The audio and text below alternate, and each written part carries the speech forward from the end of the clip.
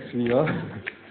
Já bych tady velice rád reagoval na záležitost, že na podzim jako jedna, nebudeme jmenovat jméno, jedna poslankyně za KSČM dala takový jako návrh zákona na základě jako třeba vyvolených nebo Big Brotherů, jo, jako aby se zpřísnili zásadně pravidla jako právě vulgarních jako výrazů z prostých slov v televizi, jo.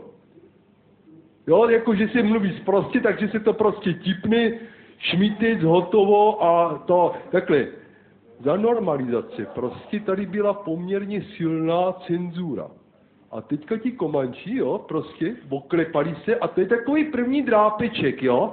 Jako začne to zákon o prostých slovech, jo, potom a takhle budou stupňovat a jsme tam nesmí byli.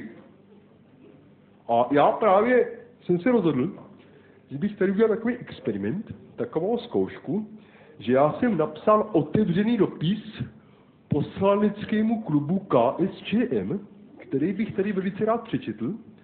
A jsem velice zvědav, přátelé, jestli se ten dopis nebo tato část toho skeče dostane uším a očím televizních diváků, nebo to třeba někdo nakonec jako dá bez zvuku, jo? A nebo v nejhorším případě se z toho stane tradičně oblíbená trezorová záležitost. Tak pojďme to vyzkoušet, jo? Takže otevřený dopis poslaneckému klubu KSČM.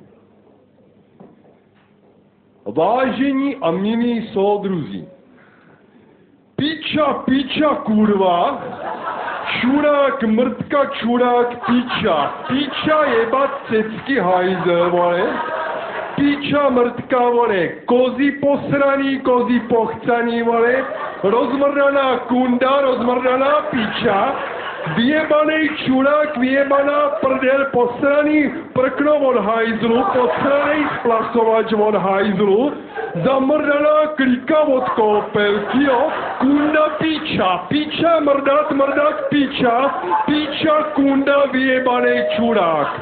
Závěry mého dopisu, milí soudruzi, bych ještě rád doplnil, chleba namazanej hovnem, chleba namazanej siflem, zasyplený cecky, piča, kunda, mrdat, závěrem 3krát piča, s pozdravem míru zdar, soudruh Ladislav Sedláček z Brna. Zdar jak Brno, ahoj.